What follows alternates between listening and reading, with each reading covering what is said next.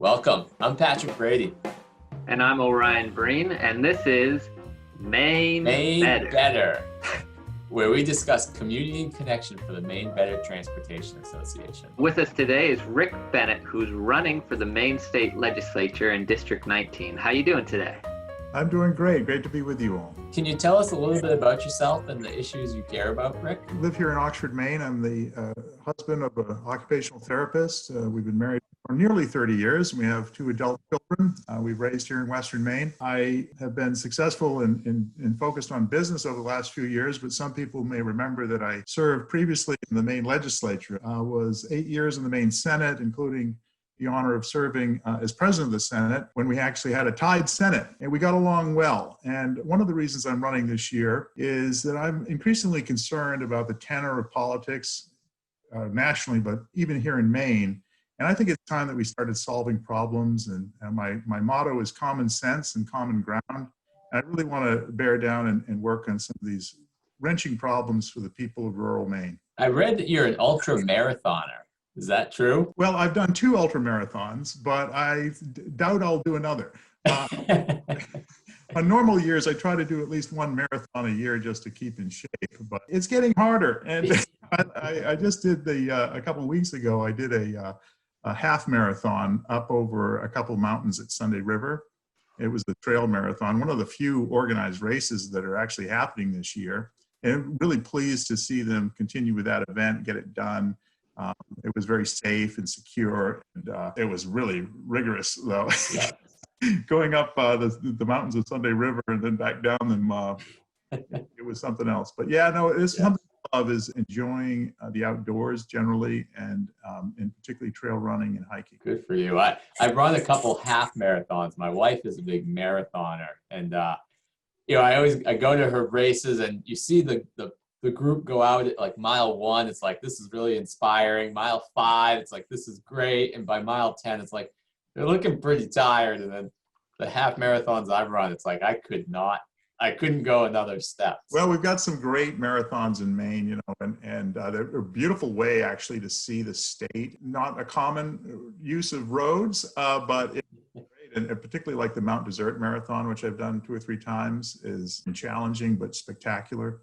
The Sugarloaf Marathon, which generally travels down Route 4, of Eustis to Kingfield, is a good one.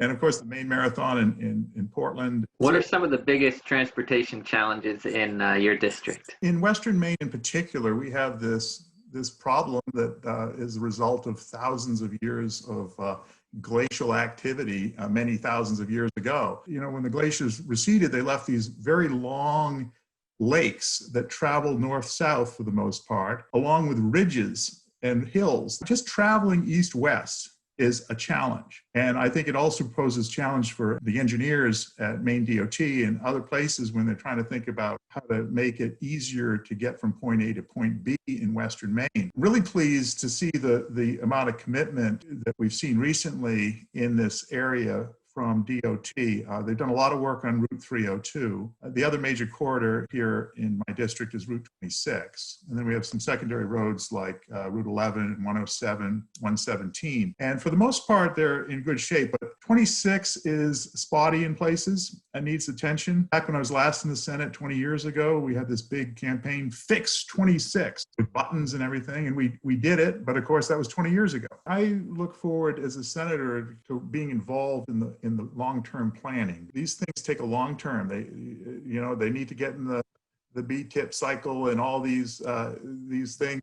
They need engineering work and they need funding sources. Understanding where we fit with respect to the rest of the state and other priorities is just a critical role for a legislator. It's not terribly sexy, but it's important and it's long-term work. I would also say that we have a couple of airports in my district. The Oxford Airport here, which is county owned.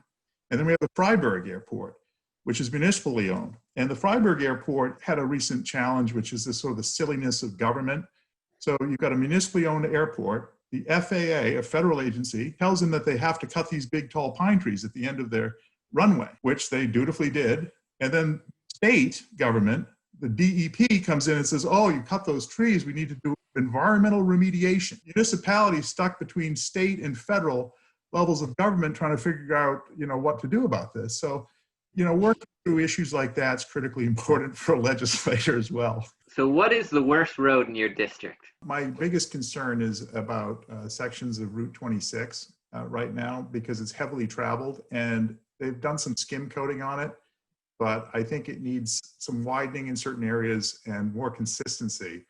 One of the problems is when you're on a major road and it's in really good shape and then suddenly you hit a patch where it's like bouncy and full of holes and frost heaves, it really can be very dangerous. Those kinds of maintenance issues really need to be tended to. It's a challenge. There are needs across the state. We don't have a proper funding mechanism. It's a big issue that the legislature is going to have to deal with. How has the access to transportation, or maybe the lack thereof, impacted your life? I think it's really important for commerce, particularly now, and we've seen this underscored with this pandemic. There's an opportunity for Maine to take advantage of, first of all, the small business entrepreneurs that live here and are already doing extraordinary things in rural locations, but also to get folks who want, may have had to move out of Maine. They're working in Boston or New York now, and they want to come home.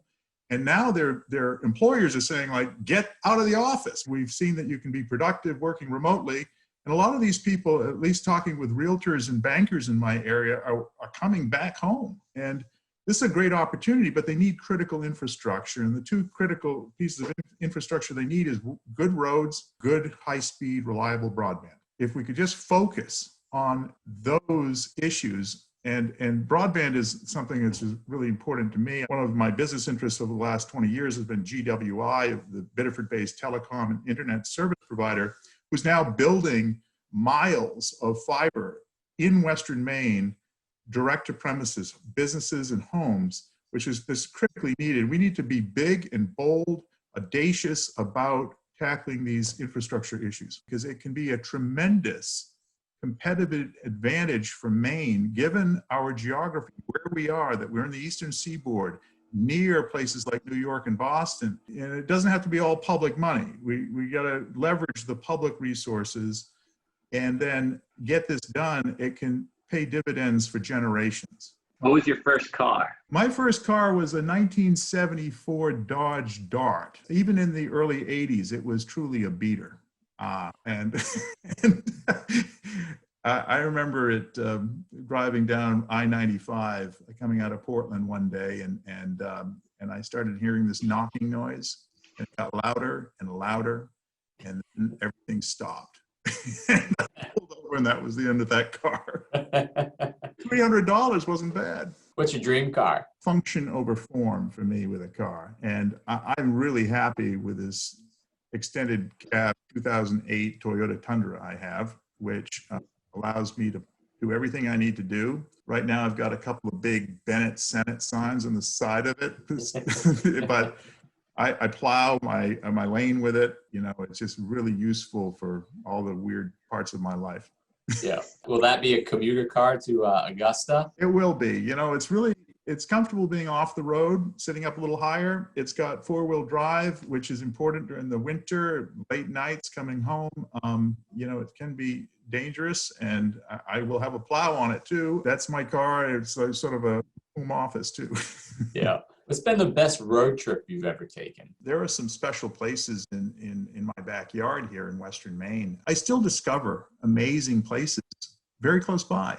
This past summer, we drove through the White Mountain National Forest. A large part of it is actually in Maine, just north of Freiburg, which I hope to represent will be, you got Evans Notch, but on the east side of Evans Notch, you have some magnificent hikes, abandoned mines up there that are interesting.